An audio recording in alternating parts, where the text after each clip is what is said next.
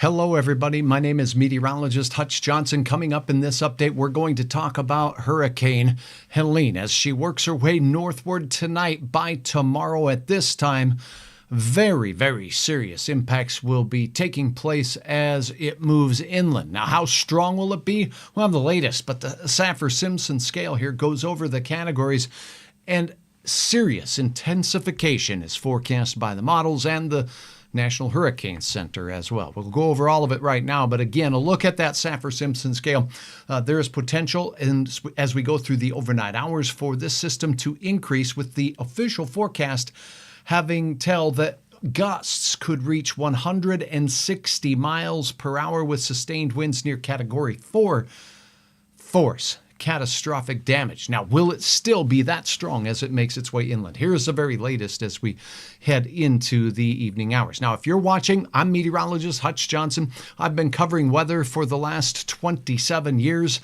And as a meteorologist, I like to make sure that you have the latest with regards to the potential for storms, what to do as they make their way towards the area. And this update is for, well, everyone involved here and just an update nationally. So again, drop your name. Let me know where you're watching from. If you do have a question, let me know.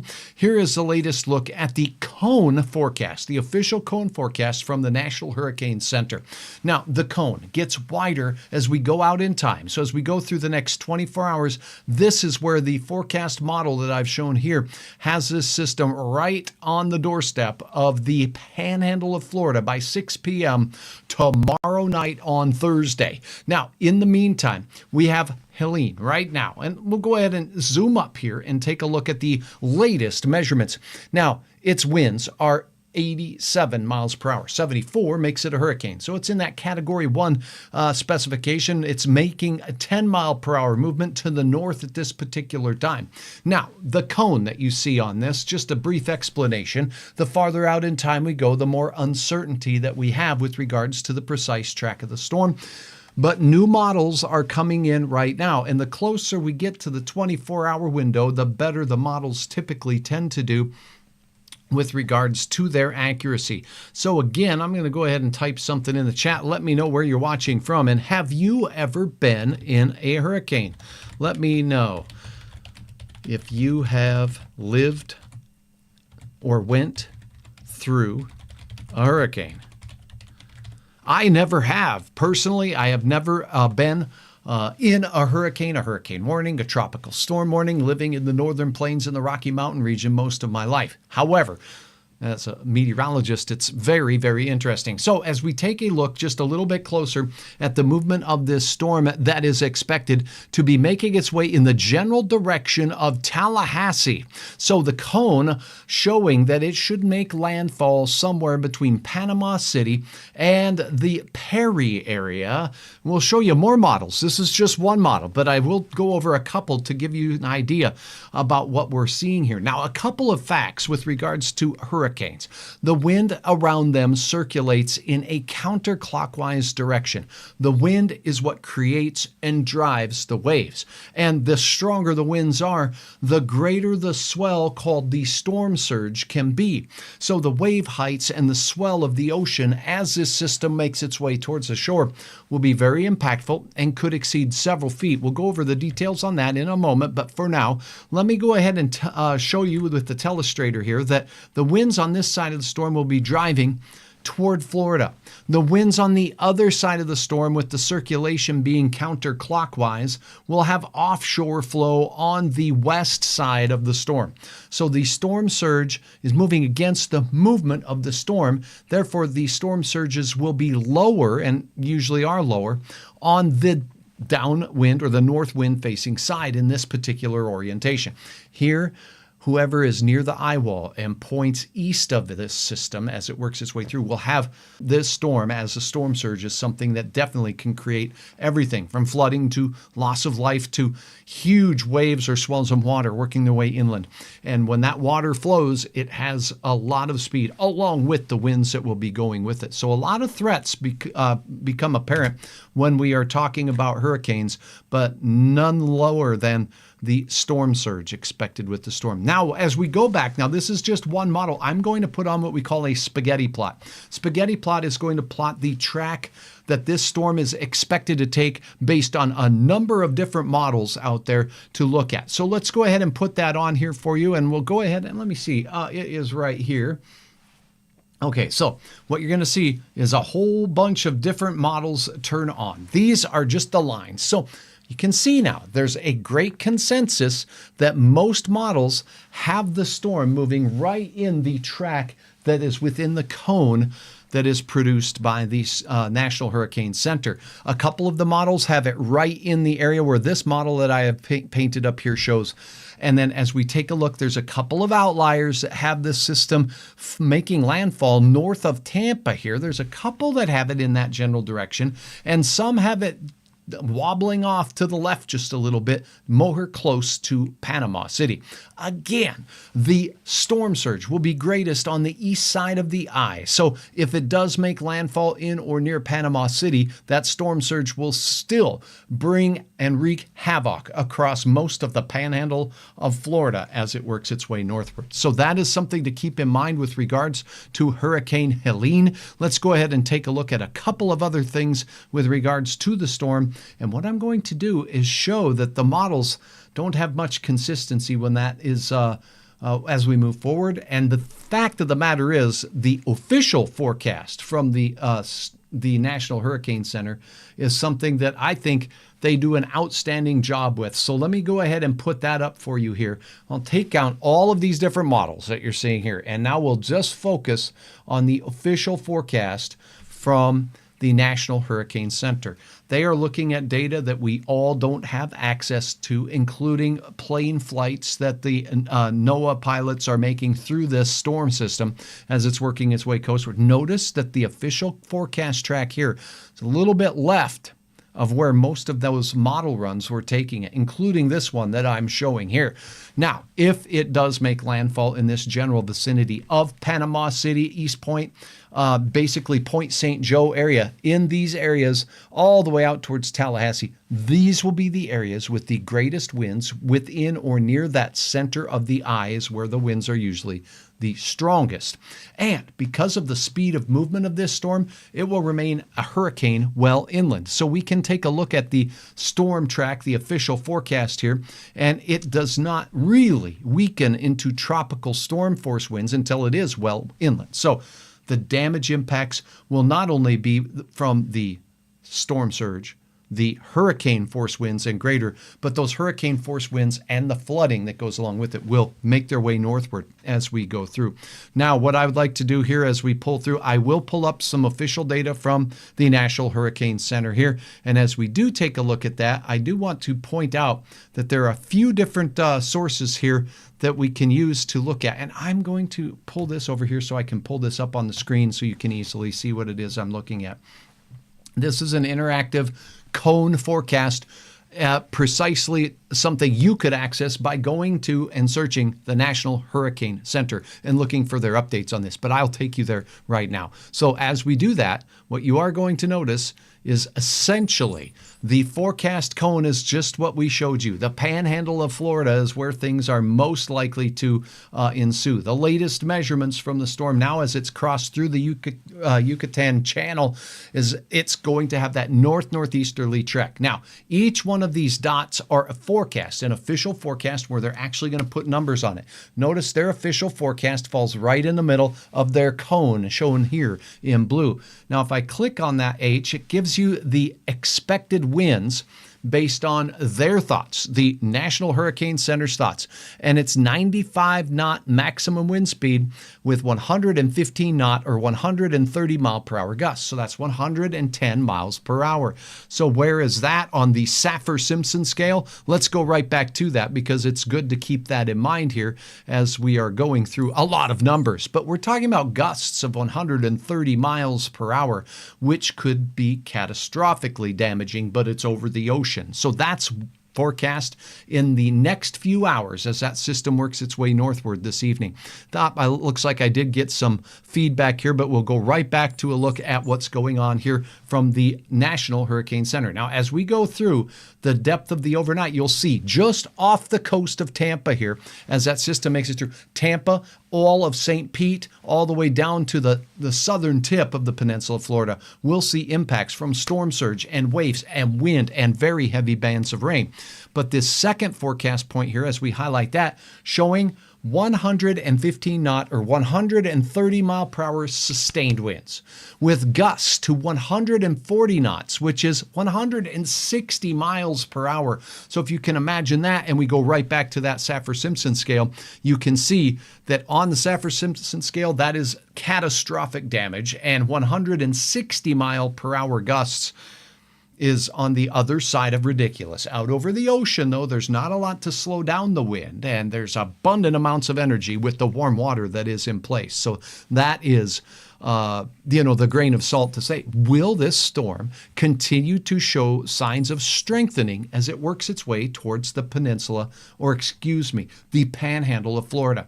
So here we go. As we move in, the official forecast is it to make landfall here just to the south and to the west of Tallahassee and work its way through. That means in this little segment of Florida right there, there is going to be some very extensive storm surge potential as this system works its way northward. Now, as we go north just a little bit, still on your Thursday night, let's go to the next forecast point.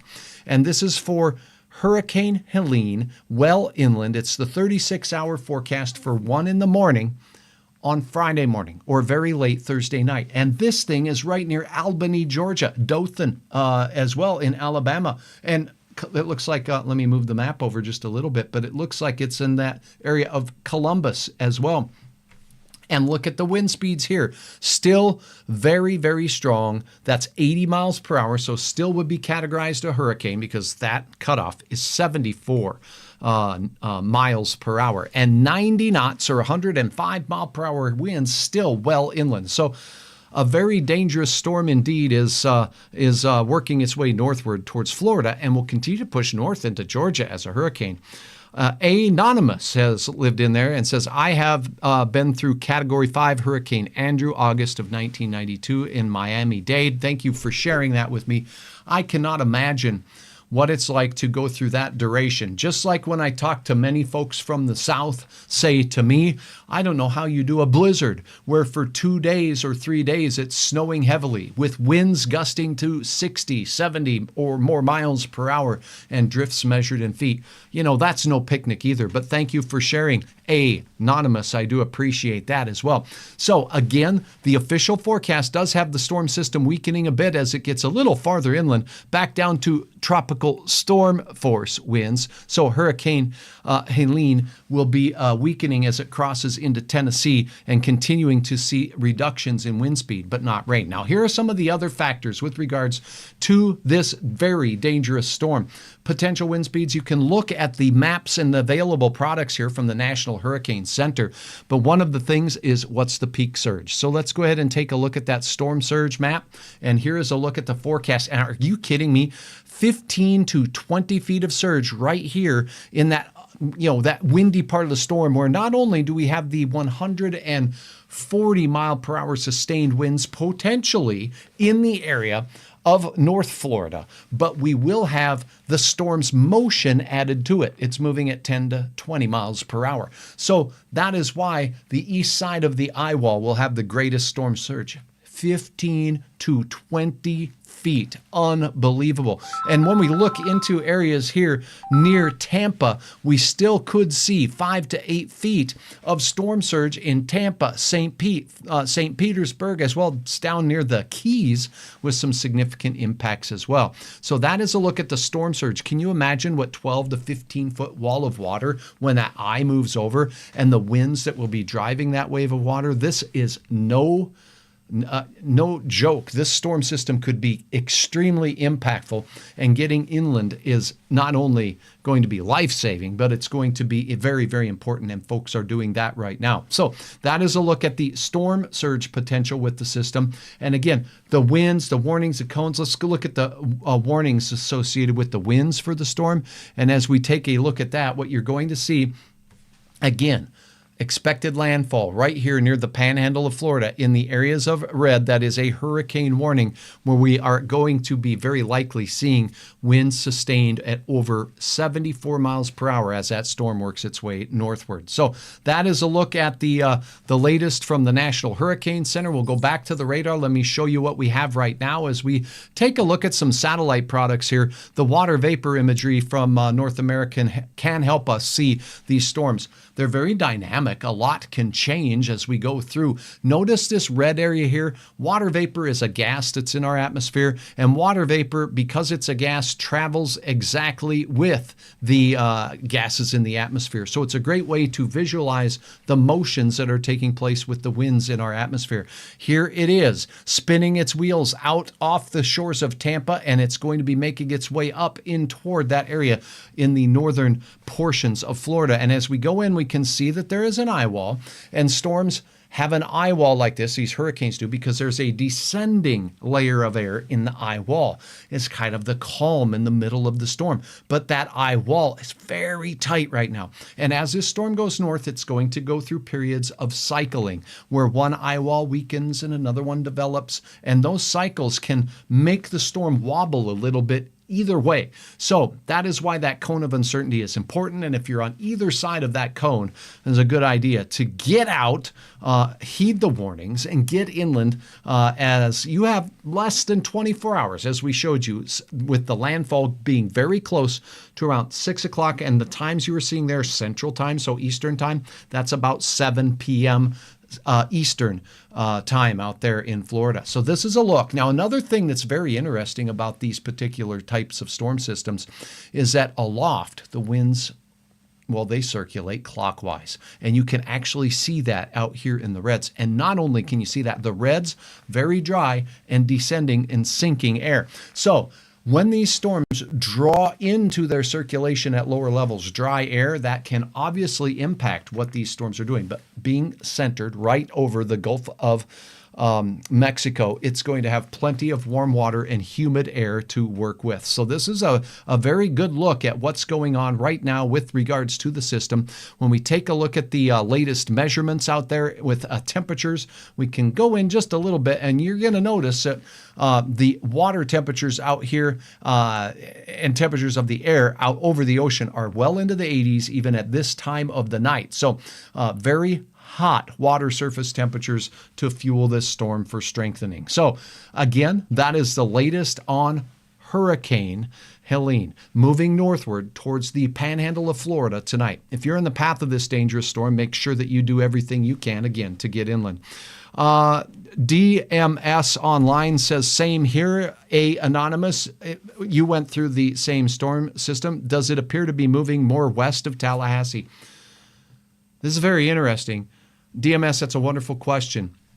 The latest models, and I'll go back to that on the map behind me here. Let me load up the spaghetti plot. And again, the spaghetti plots do a great job of showing us a number of different models.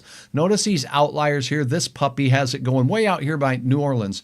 It's kind of like I don't know. That's just one of the models that's an outlier. Is it possible? Yes, but it's more likely that this storm, because we are within that 24-hour window. And if you've watched any forecast DMS online of any meteorologist across the country, have you ever seen that meteorologist miss a forecast? Yes. It can happen because the atmosphere is very dynamic. But the most likely scenario is where we see the convergence of most of these models to an area. So is it moving to the west of Tallahassee? That would be bad for Tallahassee. But look at this. There are several models that do have it moving in on the west side. And again, the latest model runs are just now coming in. Wonderful question. So is it possible that it could go west of Tallahassee? Yes. Some of these storms get into this general vicinity, and we go through an eye wall cycle, and it literally wobbles one way or the other. And if you've been through hurricanes, you've seen that wobble before. but based on the upper level patterns, the storm should very quickly make its way inland and not lollygag and stop and produce ridiculous amounts of rain. Now, when we are talking about ridiculous amounts of rain, I'll show you a couple of models here that give us some details on that. So let me go ahead and pull over to a model up here, and we'll look at some rainfall amounts potential from the storm system. Let me see here if I can do this. Okay, so this is future radar. Let me turn off some of the data that we're looking at here. And pardon my wandering eyeballs as I load up the model data that I am looking for. So let's turn that off, and let's go ahead and look at precipitation forecasts here from this system. And let me go ahead and pull up another model here, and let's go to an American model, and here's total precipitation. And now let's go out to the, let's go out about 3-4 days. Okay, so this will take us inland here as we go through, and I'm going to load that up right about here. So let's go out to this time frame here. Let me turn the clock up so you can look with me. Now this will be total precipitation that is potentially possible. It's not exact, and it won't be exact, and no model does a consistent job of getting that exactly right every time. So just keep that in mind. Here's a look at the model timeline then. So you're looking at a time on Sunday morning at 7 a.m. And look at these amounts. So the rainfall really does, as this system moves northward, it does look to pause.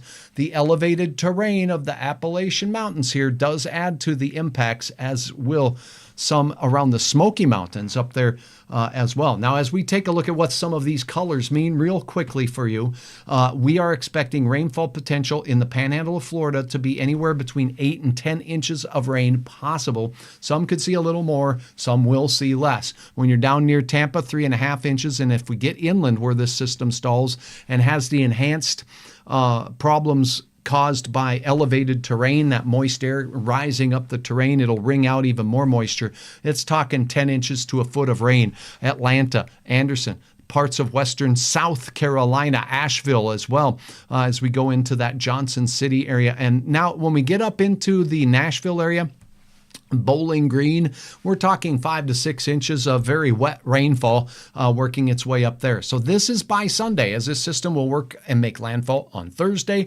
and it will work up into parts of northern Georgia and then slow down just a bit right in this area and bring some enhanced rainfall potential there. So rain is also a concern with the storm.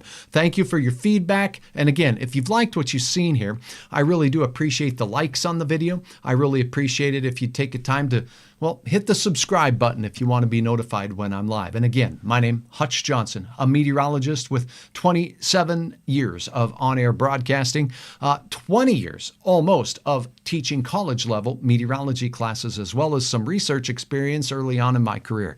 It's a pleasure to have you here. Until next time, you can get the latest with interactive radar on hutchesweather.com. And you can follow me on Facebook, Hutch Johnson, Chief Meteorologist. I appreciate all of you watching. Have a safe night, Florida. Do your best to seek shelter and get to somewhere safe. And heed the warnings. I'll be back with updates. Thanks.